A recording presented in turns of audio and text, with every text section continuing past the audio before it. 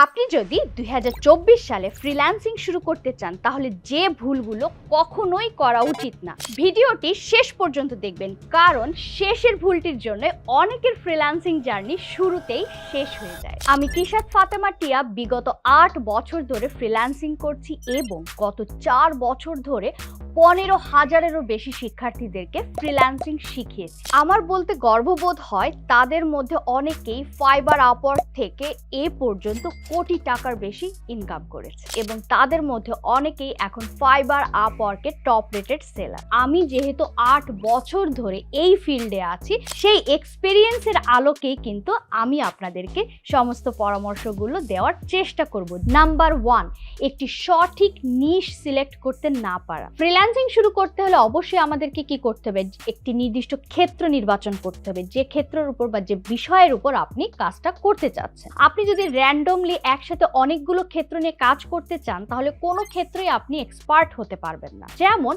Digital marketing কিন্তু কোনো একক স্কিল না বা একক বিষয় না। ডিজিটাল মার্কেটিং এর ভিতরে আরো অনেকগুলো ক্যাটাগরি আছে, যেমন ইমেল মার্কেটিং আছে, এসইও আছে, কন্টেন্ট রাইটিং আছে, সোশ্যাল মিডিয়া মার্কেটিং আছে। এই ডিজিটাল মার্কেটিং এর মধ্যে ইমেল মার্কেটিং ক্যাটাগরিতে আমি কাজ করছি।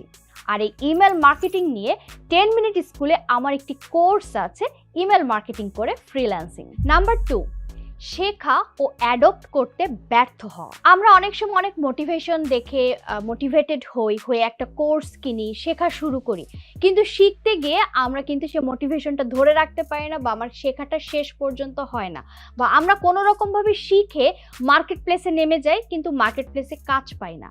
এই ক্ষেত্রে কিন্তু আমরা ডিমোটিভেটেড হয়ে যাই। আপনি যে বিষয়টাই শিখতে চাচ্ছেন সেই বিষয়ে বা সেই ফিল্ডে যে দক্ষ, এরকম কারো কাছ থেকে যদি শিখতে পারেন, যে লাইভ এক্সাম্পল দিয়ে লাইভ প্রজেক্ট এক্সপেরিয়েন্সের আলোকে শেখাবে, তাহলে আমি মনে করব যে আপনি দ্রুতভাবে সেই শেখাটা ধরতে পারবেন এবং আপনার জন্য সহজতর হবে। নাম্বার 3, ক্লায়েন্ট কমিউনিকেশনে ব্যর্থ হওয়া। আপনি ক্লায়েন্টের সাথেই যদি ভালোভাবে কমিউনিকেট করতে না পারেন তাহলে তো ফ্রিল্যান্সিংয়ে আপনি প্রজেক্টই পাবেন না। ক্লায়েন্ট কি বলতে চাচ্ছে তার বলাটা বোঝা এবং প্রজেক্টটা বুঝে সেইভাবে ডেলিভারি দেওয়া, এইটাই কিন্তু ফ্রিল্যান্সিংয়ে সফল হওয়ার মূল চাবিকাঠি। আমি আমার কোর্সে একটা বিশেষ চ্যাপ্টারই রেখেছি ক্লায়েন্ট কমিউনিকেশনের। নাম্বার 4, অতিরিক্ত প্রজেক্ট নেওয়া।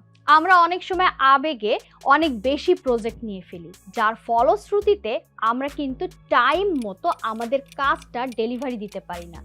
অবশ্যই মনে রাখবেন, ফ্রিল্যান্সিং এর ক্ষেত্রে অন টাইম ডেলিভারি কিন্তু অনেক বেশি গুরুত্বপূর্ণ। Number 5, finance management. যদিও বা এই বিষয়টাতে আমরা সবাই কম বেশি একটু সমস্যায় পড়ি, তবে অবশ্যই ফাইন্যান্স ম্যানেজমেন্টটা খুবই দরকার। কারণ আপনার যদি ব্যালেন্স না থাকে ফ্রিল্যান্সিংয়ে তাহলে কিন্তু আপনি বিপদে পড়তে পারেন। কীরকম, আমরা যখন ফ্রিল্যান্সিং শুরু করব, শুরুর দিকে আপনার প্রতি মাসের আর্নিংটা কিন্তু সেম থাকবে না। আবার অনেক সময় এমনও হতে পারে কোনো একটা কারণে আপনার গিগ র্যাঙ্কিং হারাতে পারে। সেক্ষেত্রে আপনাকে অবশ্যই একটা ব্যাকআপ প্ল্যান রাখতে হবে। শুধুমাত্র মার্কেট প্লেসের উপরই নির্ভরশীল থাকা যাবে। ফাইবার আপওয়ার্কের বাইরেও আপনি ফ্রিল্যান্সিং করতে পারেন। আরেকটি বিষয় হচ্ছে, আমরা যে আর্নটা করব এটাকে আমরা যথাযথভাবে বন্টন শিখতে হবে। যেমন কিছু অংশ আপনার নিজের ইনভেস্টমেন্টের জন্য আপনি রেখে দেবেন, কিছু অংশ দেখা যাচ্ছে যে যখন আপনার আর্নিং ওঠানামা করবে সেই মাসে আপনি কিভাবে চলবেন তার ব্যাকআপ হিসেবে আপনাকে রাখতে হবে। সো এভাবে যদি আমরা চলতে পারি তাহলে ফ্রিল্যান্সিংয়ে আমরা কিন্তু একটা ধারাবাহিকতা রাখতে পারবো। নতুন ফ্রিল্যান্সাররা কিছু দূর ভালো কাজ করছে, অনেক আর্নিং করছে,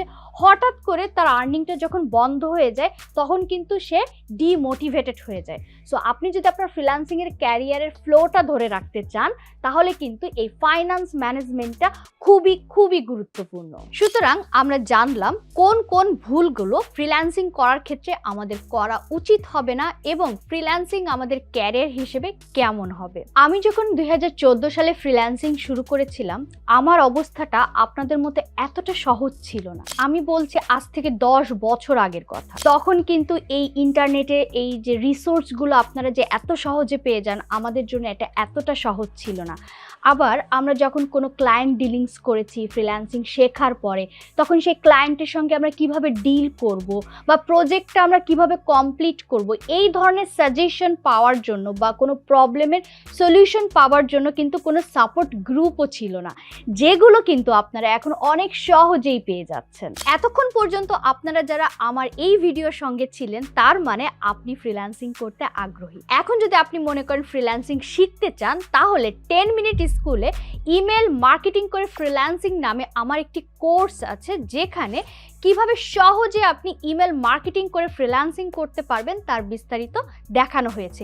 এছাড়াও আপনি যখন কোর্সে এনরোল করবেন, তখন আমাদের একটি ফেসবুক সাপোর্ট গ্রুপ আছে, যেখানে সরাসরি আমি আপনাদেরকে সাপোর্ট দেওয়ার চেষ্টা করব। সো আমার কোর্সে জয়েন হতে চাইলে এখানে যে ছবিটা আছে ক্লিক করুন, এবং 10 মিনিট স্কুলের ফ্রিল্যান্সিং রিলেটেড অন্যান্য ভিডিও দেখতে চাইলে এখানে ক্লিক করুন।